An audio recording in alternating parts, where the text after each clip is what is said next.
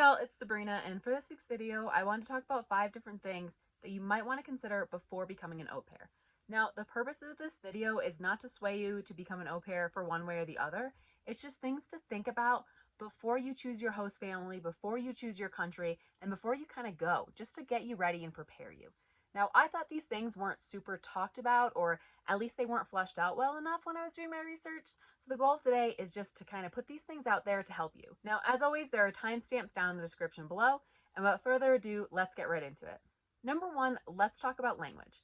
Now, I'm the first person to say, don't let language be a barrier from you going to meet new people and explore different cultures in different countries. I personally believe in the total immersion experience, and I learn better when I'm in that country and have to use that language. And you get an opportunity to learn a new language. Now, getting around in the country wasn't too hard. I was able to learn enough eventually to get by. The biggest issue when it came to language was being able to properly converse with my host kids. Now, I love my host kids so much, and I'm really, really proud of them at how much English they learned and happy at how much Italian they taught me. The downside of not being able to speak the same language as your host kids, and I'm saying kids, not just the family, 1, it's a safety thing. If they get hurt, you don't always know where they're hurt, how they got hurt, what's going on, what's wrong, and you can only help them to a certain point before you have to get the parents involved, which please do so. There's nothing wrong with that, but it's hard always being able to look out for them. Or if you go in a crowded place and you're calling for them to get back and they're not understanding what you're saying, there can be a lot of confusion there. A second thing is it can kind of be a discipline thing as well. If they do something that's not okay and you're reprimanding and they're telling them, hey, like, this is not okay, we need to go about a different way, being able to explain it becomes extremely, extremely difficult. Even if you know a little bit of the language, you can't always communicate it in the best way, and it can cause some kind of struggle. It's also really easy for them, even if they know what you're saying, and this happened a lot with my host kids, where they would look at you, know what you're saying, but just say, like, I don't understand, and then go about what they were doing. It's harder to, like, calm fights down when they're fighting with each other or they're upset. Now, of course, that's not the end-all be-all.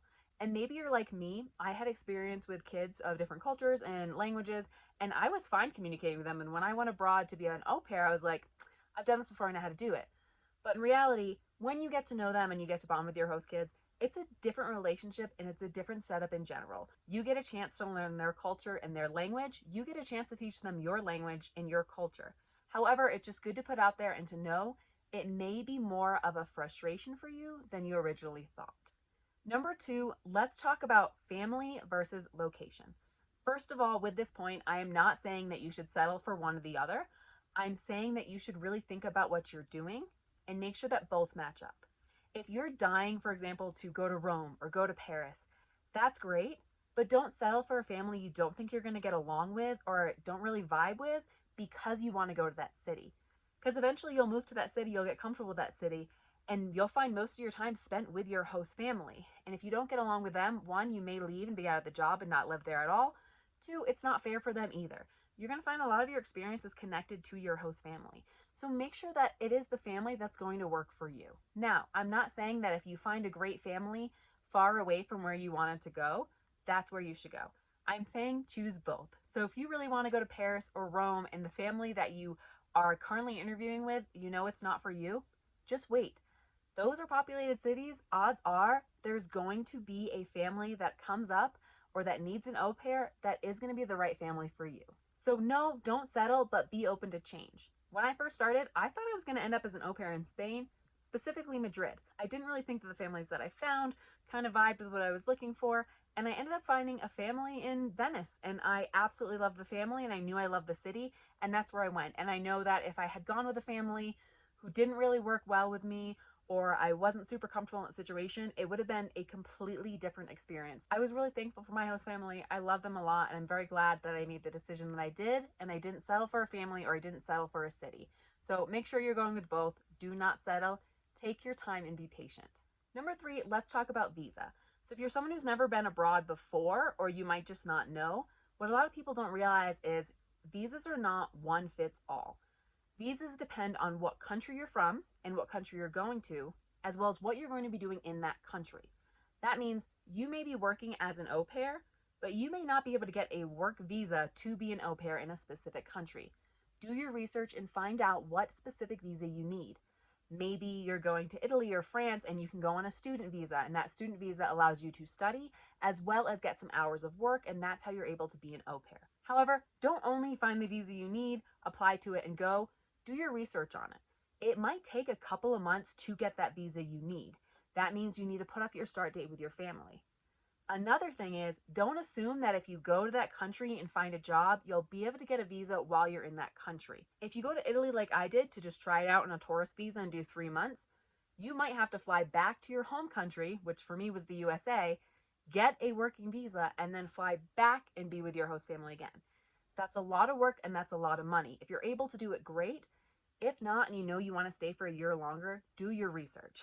Personally, I went on a tourist visa for 3 months to try it out. I was planning on getting a work visa. Unfortunately, due to the pandemic, work visas were not open to US citizens, so I decided to go on a student visa, but then I couldn't get the student visa because there was no courses that I was able to take and qualify for because of the time of year that I was going into. It wasn't the start of the school year, it was the mid. There were all these loopholes. So please do your research on visa, find out what one you need for the country you're going to and the work that you are doing. Number 4, let's talk about living situation. Just like with a previous point I made on this list, do not settle for your living situation. What I mean is, when you're an au pair, there are a bunch of different living opportunities out there. I've seen postings of all kinds. Now, the main one that most au pairs go to is you're going to be living in a room within the house of your family, your own room. Other au pairs, you may live down the street from your host family. Maybe you're getting your own apartment. There's a bunch of different opportunities and situations out there. But you need to pick the one for you that you can realistically do. For example, I've seen postings that look amazing, but the caveat is you are living in the house and sharing a room with one of the kids. Now, as great as the situation is in the city you're going to, realistically, that is going to be extremely frustrating for you because you're going to be seeing the kids all day, and then if you're living with them, 1, it may be uncomfortable. 2, there's not really any off time for you because they're with you 24/7. Then you may find a great house, a great family, great situation, but it's you sharing a bathroom with 5 kids. Is that realistic for you? If you can do it, do it. At the end of the day, you need to make sure you have a space for you where you're able to recharge your social battery and yourself in general so that you have a good time. What can you realistically live with? On the other hand, don't expect that if you're going to be an au pair, they're going to put you up in some swanky apartment. That's not always going to happen. More likely than not, like I said, you're going to live in the house with the family. So be able to come to a reasonable agreement. Think realistically, can I be in this situation for 3, 6 months, a year? At the end of the day, make sure you're happy and comfortable with where you're living and how you're living, not just the location you're living, and have realistic expectations about what an au pair living situation actually is.